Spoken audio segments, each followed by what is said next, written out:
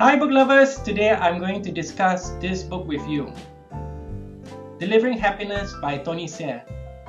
It's a wonderful book about how we can all use wonderful customer service to create a brand for ourselves and our companies. And I love this book so much is because Tony Hsieh shared that you could possibly marry two things that people thought you couldn't marry in business in the past, right? One is about delivering kind of like world-class customer service, potentially at the expense of profit. But at the same time, in the long run, you gain more in profit than if you didn't have good customer service. It's the kind of thing that kind of intrigued me, and the book covered it quite a lot. And I believe when I heard about this book, Delivering Happiness, at that time, a lot of companies before then never really took customer service very seriously, especially like in the startup world. And this book caught on quite fast after that. So I'm going to kind of share a little bit about the 3 takeaways I got from the book. Some of it consists of his journey towards realizing this idea that customer service can be practically just focusing on delivering happiness regardless of the product. And the other one, of course, is the culture. Everything after this book was about culture building, and big and small, large companies started to adopt culture as its focus business. And I would say this book changed everything to the point that even Amazon saw their culture and their values as an asset to Amazon, and therefore they actually bought it. So now Zappos is under Amazon, right? So here are my three takeaways for this book. Okay, the first takeaway is about Tony Hsieh's journey to business and startup. It all started when he was pretty young, and he started this worm farm business where he harvested worms and tried to make money out of it. So he brought worms back home and created a small little worm farm at the back of his house and started selling worms. And he decided that it could be profitable, and you can actually do something that you enjoy doing and make money out of it pretty fast. So his worm business started to grow, and one fine day the farm just imploded. All of the worms kind of either got away or died, and the business immediately went south all of a sudden. So he also learned about the fragility of businesses and the different factors that could disrupt your business early on. Then after that, he went on to start a button badge business. Just one of those small little button badges that you can create your own design and use a tool to install the design into the button, and you can sell it off. So he created his first catalog and started to sell this kind of button badges over the phone, and started to distribute them from his house. And it became somewhat a big family business as he started to scale. The problem that he had at that time was scaling, and that's when he started to learn about scaling businesses. And if the businesses can't scale, that's where a lot of pressure points starts to build up. So what I got from kind of like his journey is that in everything he did, there was a lesson learned. I think that can apply very much to all of us. Every experiences that we have in our life has something to teach us, if only we are open to see these teachings, right? So this is what Tony Hsieh's book roughly pointed out throughout his whole life, the little engagements that he had and what he actually learned from it. Right? So along his journey towards the end was his opportunity to join Oracle to do testing. And like any other large companies, right, if you're smart at it, right, you are able to kind of design your time around what you're supposed to do. So Tony learned it early on to kind of like optimize his days, where he will only work in the morning, and the rest of the day he will go home and just enjoy his day. And for Tony is that he likes to find ways and shortcuts to make his life easier. And I thought that's something, this is probably something that I would also would like to be more aware of myself. Like, how do you optimize your day-to-day operations? So he did it with Oracle. He kind of got everything done within first half of the day, and he went home, kind of like slacking, and started to dabble into the internet and founded his real venture, his first startup. But that's not it. The other thing that he learned early on was in college or university, where he had to sit for an exam which he didn't study for. The exam was fast approaching, probably a couple of days to the exam, and he didn't study for any of it. So he started his first kind of like knowledge crowdsource strategy, where he told all of his friends that they can get a comprehensive guide or answer sheet to the exam only if they contribute a certain topic and what they learned from that certain topic in the course.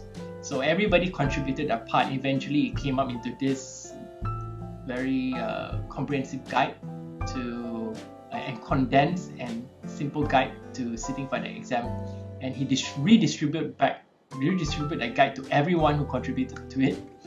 So what he got in return was that he got a guide pretty fast, and at the same time he got some money out of it, because everybody who wanted to contribute to it will have to pay a certain sum money to be a part of it. So he got some money out of it, and at the same time he scored for his exam, which he didn't really study for. So I thought that was pretty cool. There's always a way of optimizing your time and optimizing your efforts. You just have to be very creative about it. Alright, the second takeaway after his after his journey through college and starting off his first venture was post-venture, when he managed to sell off the company for a huge sum of money. So when you've got a huge sum of money and you got nothing else to do after you have exited the company you've created, and the company you eventually sold off, you exited, and you got so much money, what do? Well, there were a couple of adventures that was in the book, which was pretty fun read. It was things like him getting all of his friends together to go on a cruise, all paid for, because he told his friends that if he were to be successful at a very early age in time, he would fly everybody for a cruise, to get onto a cruise ship somewhere and to sail to somewhere, and they had party in there. Some of the other things he did was he bought a penthouse, and it's called Club Bio, because the floor the room number was 810, so someone thought it was actually Bio, so it became Club Bio, where all of his friends started to gather there, and it became like a tribe thing, a cultural thing, and they had parties there, and strange things happened, and eventually whatever they were doing with all of the fogs and lighting and laser stroke and people smoking kind of set off a fire alarm, and the fire brigade came to vacate the whole building. So they got into a lot of trouble at Club Bio, but this was really, I guess, something that Tony started to dabble around, which is culture and the community and the tribe, which would be eventually used for Zappos, and how he saw Zappos as a tribe, a cultural organization that could create value and also create happiness for its customers. So I thought that was really, really cool. So that's the second takeaway of the book. A lot of it is about his adventures, and I thoroughly enjoyed his journey through his wickedness and, of course, him getting into trouble. So the last takeaway is, of course, Zappos itself and how Zappos came to be. And Tony at the time was a venture capitalist, someone who really has a lot of money and wanted to invest in as many companies as possible. And he got the idea of this from his love for poker and how you should kind of like distribute your risk, across it. So he applied that idea or that teaching from poker over to VC to try to distribute his funds across multiple tech companies in hopes that, well, at least a handful of them actually make it big. But in reality, majority of them failed except one. And his lesson from that was that as a VC, you don't really necessarily spread yourself across too thin. You kind of have to determine a few of them that you have a lot of confidence that they will succeed. So focus more on those that would succeed rather than spreading it across too many. So one of the companies that eventually survived the crisis, at the time he had all of these companies that he invested in, and they went through a crisis, an economic crisis, and of course all of the startups started to struggle, and most of them started to fail, and he realized only one or two actually is supporting the whole fund, and really right to the end it was only one, and it was Zappos. Zappos is actually a company that sells shoes at that time, and everyone thought that, okay, you're selling shoes and you have Amazon at the same time there. How would Zappos differentiate itself? It's just a shoe company, but everybody wears shoes, and the market for buying shoes online was starting to grow, and there's so much potential. That's why Zappos was still very relevant at that time, and they didn't want Zappos to die, even though Zappos was really, really running out of money. So what Tony did was he pumped in his own capital inside Zappos, and he joined Zappos full time, and eventually became the CEO of Zappos. And the journey through Zappos was kind of crazy. They were really running on a shoestring budget. They were running out of funds, and their runway was like 1 or 2 months. It's a matter of death kind of thing, and they were playing around with their warehouse, whether should it be managed internally or managed externally, and felt that okay, externally might be the right way to do it, so they outsourced their warehouse to a third-party company, and that went south, and they had to bring it all back in.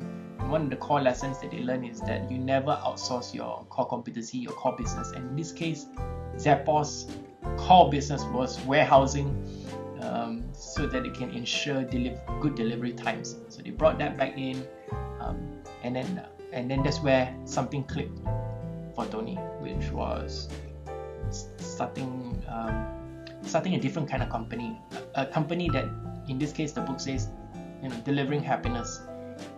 Company that focuses a lot on customer service, and all of their operations and their KPIs were flipped to focus a lot on making sure customers are happy with their service and their products that they are providing to them. So a couple of key areas that they were focusing on: huge varieties of shoes that you can never get anywhere else. It's like the Amazon of shoes. Second thing is world-class customer service, and they focus a lot on that. I'll give you an example of how they would address customer service. If someone calls Zappos today and said that, hey, I'm looking for the best Japanese restaurant around here, do you know where I can find it? Zappos will be the kind of company that wouldn't say, I'm sorry, this is a shoe company. But what they would do is actually say, okay, hang on there, let me try and find you a good Japanese restaurant. Where are you located right now? And you say, I'm located at place A, and then they will actually do a Google search and try and find a good restaurant that they could recommend, right? So good customer service like that goes very far. It's because good customer service creates loyalty in the customers, and loyalty in the brand, and loyalty in the service, and trust, most importantly. And when you can gain that in the customer will be your word of mouth, will be someone out there that will vouch for you, and that customer will be spreading the word of Zappos. So in terms of marketing strategy, they went through the customer service route, and to deliver as much as happiness as they can, rather than focusing a lot on social media ads and billboard ads and so forth. Everything was really driven by word of mouth. So when they had this kind of customer delivering happiness culture, this is when Zappos took another turn into culture building and building a tribe. Remember the time I told you about Club Bio and how he experienced tribe? He went for rave parties and realized that people stay very strong together as a tribe if they have got common values, common culture, common way of doing things. So Zappos focused a lot on their culture, and they even have a culture book and also a culture academy that they open up to other companies to come and learn about how they can build their own culture in their own company. So Zappos in total not only sell shoes and not only run their own warehouse and ensure delivery time is as short as possible, but they have got this other part of their business, which is their delivering happiness message, their call for that, and also their culture, which put together all three creates a very unique business in the marketplace that even Amazon couldn't deliver, right? So what happened after that was that Amazon started to knock on the door, and Jeff Bezos and Tony Hsieh, his partner, went over to see Jeff, and he struck a deal for Amazon to acquire Zappos, but with certain condition that Zappos would run its day-to-day operations without Amazon coming in to interfere with it. And they thought that was a good balance in the partnership, and at the same time Zappos can leverage on Amazon's technology and because Amazon basically, even though they are e-commerce company selling physical products, they are actually a technology company because a lot of their tech goes into their warehousing, their automation, their systems, right? And their AI, and even now they got Amazon Cloud. So Zappos could leverage on that. What Amazon additionally wanted is also another revenue stream, and in this case Amazon is not entirely focused on shoes, even though they do sell shoes, but now they have another company that sells mainly shoes, right? Focusing a lot on shoes. It's like Amazon has got Kindle, right? And it's got Audible, and now it's got Zappos. So they've got these different kinds of businesses that complements Amazon, and Zappos is one of them. I didn't know it, but I think if you Google Amazon and you try and link all of their companies together, you'll be very surprised how big Amazon is. I mean, their branding and their company name really represents what the company is. They are huge, and they are so huge that they are trying to be low key about it. The dominance is pretty strong. So now Zappos is under Amazon. So what do I think about the book? In total, I've read this book like 2 or 3 times already. I thought it was really refreshing that the company pays so much attention to culture building and delivering happiness. I think if I go to any company today and talk about these 2 things, I think they would take it as a secondary kind of thing. Most importantly is of course profits. Yeah, I understand that businesses pays a lot of attention to sales and profits and everything. Is really the blood and oxygen of the business. Without it, you can't do anything else, right? It's very important. So to kind of like talk about these 2 other topics, which is like cultural and of course how we deal with customer service, it's usually a secondary thought, or someone else is doing it, and it's not really what management is constantly worried about. But this book kind of flipped it, and I think every manager and organization should at least just be open about it and pick it up once in a while. I do know that a lot of companies, a lot of entrepreneurs, even in business leaders in large companies are also reading this book. So I know the perception of this aspect of business is changing, and it's taking high precedence over day-to-day management. So I think this book is really cool. I would definitely keep it for reference in the future. And most importantly, I enjoyed what Tony shared about his past, his adventures, and it was kind of detailed out in a couple of chapters in the book. the sad part was that Tony passed away a couple of years ago, and his passing was pretty strange to me. He was found in his garage, and the irony is that he wanted to deliver happiness through the businesses that he ran, in this case Zappos, but we'll never know whether he was himself happy right now. His passing may be caused by many reasons, which I don't even want to try and assume or judge whatsoever. I just want to believe that he contributed a lot to the community and business community and how we see customer engagements. So this is one book that I would definitely treasure. So the keeper rating for this will be 4 or 5. I will be keeping it for a while and probably reading one more time before I pass it on to someone that I would like to share it with. Alright, I hope you enjoyed this session, very short session about Tony Hsieh's book, Delivering Happiness at Zappos. See you in the next one.